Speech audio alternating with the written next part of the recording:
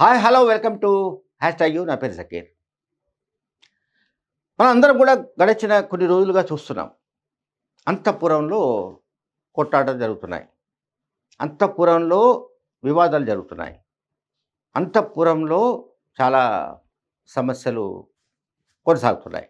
అంతఃపురం అంటే ఏమిటనే ఒక సందేహం చాలామందికి రావచ్చు. అంతఃపురం అంటే కేసీఆర్ అంతఃపురం, కేసీఆర్ పరివారం, కేసీఆర్ కుటుంబం. ఈ కేసీఆర్ కుటుంబంలో ఇప్పుడు అన్న చెల్లెల మధ్య పొసగడం లేదు అనేది ఒక ఆరోపణ. నిజమా కాదన్నది మనకి ఇంకా పూర్తిగా తెలియదు.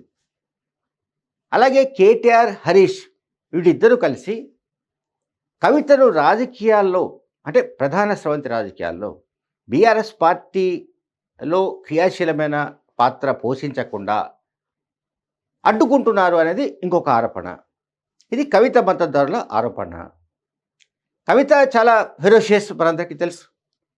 ఆమె ఎంపీగా ఉన్నప్పుడు కానీ, ఆ తర్వాత ఇంకా ఏ బాధ్యతలో ఉన్నా లేకపోయినా, లిక్కర్ స్కామ్లో అరెస్ట్ అయ్యి తీహార్ జైల్లో దాదాపు 6 నెలలు ఉండి వచ్చినా మళ్ళీ ఆమె ఈ మెయిన్ పాలిటిక్స్లోకి వచ్చే సందర్భంలో ఆమె నిజానికి పార్టీ పరంగా కూడా చాలా అవమానాలకు గురయ్యారు ఆమె. ఇది చాలామందికి తెలియకపోవచ్చు. తండ్రి పార్టీ అధ్యక్షుడైనప్పటికీ, ఆమె ఒక టర్మ్ ఎంపీగా పనిచేసినప్పటికీ, ఎప్పుడైతే ఆమె ఒక కేసులో అరెస్ట్ అయ్యి జైలుకు వెళ్ళారో, ఆ కేసులో ఆమె నిరపరాధి, లేకుంటే ఆమె నిర్దోషి, ఆమెకి ఎటువంటి సంబంధం లేదు అని మాట్లాడిన వాళ్ళే ఆమెను దాదాపు 3-4 నెలల వరకు, అంటే జైలు నుంచి వచ్చిన తర్వాత ఆమెను కలిసిన నాయకుడు ఎవరు లేరు. పర్టికులర్గా ఉమ్మడి నిజామాబాద్ జిల్లా నుంచి అయితే ఆ పార్టీ నాయకులే ఆమెను ఒక విలన్గా చూడడానికి ప్రయత్నించారు. అంటే ఆమె కనుక వస్తే, మళ్ళీ క్రియాశీల రాజకీయాల్లోకి వస్తే, క్రియాశీల పాత్ర పోషిస్తే తప్పనిసరిగా ఆమె మిగతా వాళ్ళను ఓవర్టేక్ చేసే అవకాశం ఉంది. ఎందుకంటే ఆమె మిగతా వాళ్ళ కంటే కూడా బాగా చొరవతో ముందుకు వెళ్ళగలిగిన కెపాసిటీ, ఆ లీడర్షిప్ క్వాలిటీసు అండ్ ఉమెన్.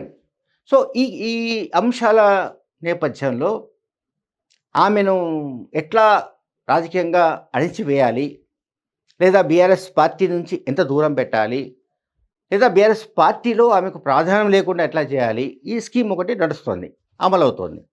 కుటుంబ సభ్యుల నుంచే ఈ స్కీమ్ అమలవుతున్నట్టుగా మనకు కనబడుతుంది. మరోవైపు సరే, రీసెంట్గా అసెంబ్లీలో ఈ కులగణన రిపోర్ట్ పెట్టడం ఇదంతా కూడా మనం చూసాం. కానీ ఎమ్మెల్సీ కవిత నాకు తెలిసి అరౌండ్ 2024 అంటే గత సంవత్సరం ప్రారంభంలో జనవరి చివరిలో ఆమె యునైటెడ్ పూలే ఫ్రంట్ అనే పేరుతో ఒక సంస్థను ఫ్లోట్ చేశారు. అంటే బీసీలకు సంబంధించిన నినాదాన్ని బీఆర్ఎస్ పార్టీలో మొదట ఎత్తుకున్న వ్యక్తి కవిత. ఇందులో ఎవరికి ఏ రకమైన అనుమానాలు అక్కర్లేదు. కేటీఆర్ కానీ, హరీష్ కానీ, మరొకరు కానీ ఆ సమయంలో 2024 జనవరి, ఫిబ్రవరి ప్రాంతాల్లో ఎవరు కూడా బీసీ నినాదంతో ముందుకు రాలేదు.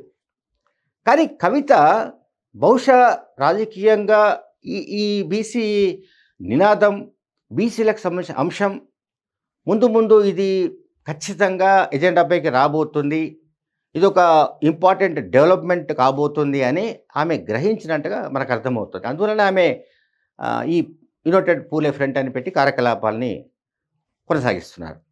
అలాగే జగిత్యాలలో కూడా మీడియాతో మాట్లాడుతూ బీసీ సమాజం గురించి అంటే గతంలో తెలంగాణ ఉద్యమం ఎట్లా నడిచిందో, బీసీ సమాజం అంతా కూడా బాగుపడడానికి మరో తెలంగాణ ఉద్యమాన్ని నిర్మించాల్సిన అవసరం ఉందని కూడా ఆమె అన్నారు. అలాగే దాన్ని ఏమంటారు, జగిత్యాల నుంచే బీసీ కథన భేరి ప్రారంభించాలని కూడా ఆమె ఒక పిలుపునిచ్చారు. అంటే బీసీలకు సంబంధించిన ఛాంపియన్ ఎవరు అనేది ఆ పార్టీలో పోటీ కొనసాగుతున్నట్టుగా కూడా మనం అర్థం చేసుకోవచ్చు. ఎందుకంటే ఇప్పుడు కేటీఆర్ బీసీ నినాదంతోనే మాట్లాడుతున్నాడు, హరీష్ మాట్లాడుతున్నారు.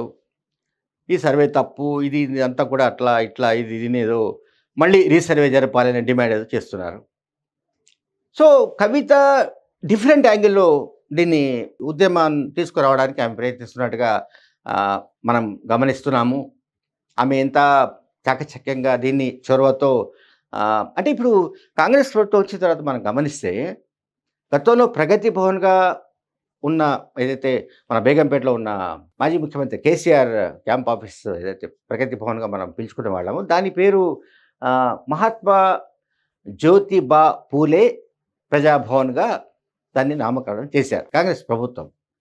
అందువల్ల ఆ పరిణామాలన్నీ కూడా గమనించిన తర్వాతే బహుశా ఎమ్మెల్సీ కవిత అటువంటి స్టెప్ తీసుకున్నట్టుగా మనకు కనబడుతుంది. అంటే అడ్వాన్స్‌గా బీఆర్ఎస్‌లో ఎవరు ఆ పర్టిక్యులర్ అంశాన్ని ఎత్తని సమయంలో ఆమె ఎత్తుకున్నారు.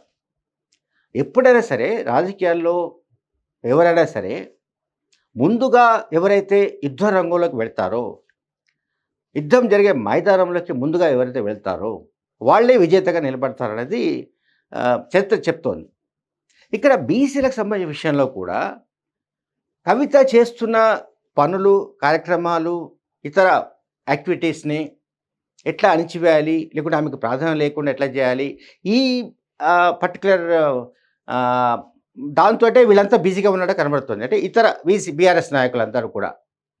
ఎందుకు అనంటే మనం అర్థం చేసుకోవాల్సింది ఏంటంటే కవిత ఎప్పుడో ఏదో ఒక రోజు మిగతా వాళ్ళకంటే పై చేయి సాధించే అవకాశం ఉంది. ఆమె మిగతా వాళ్ళకంటే ఆధిపత్యం సాధించే ఛాన్సెస్ ఉంటాయి. కనుక మనకు ఇబ్బంది కలుగుతుందన్నది బీఆర్ఎస్‌లో మిగతా నాయకుల ఆందోళనలుగా కూడా మనం అర్థం చేసుకోవచ్చు. Thank you.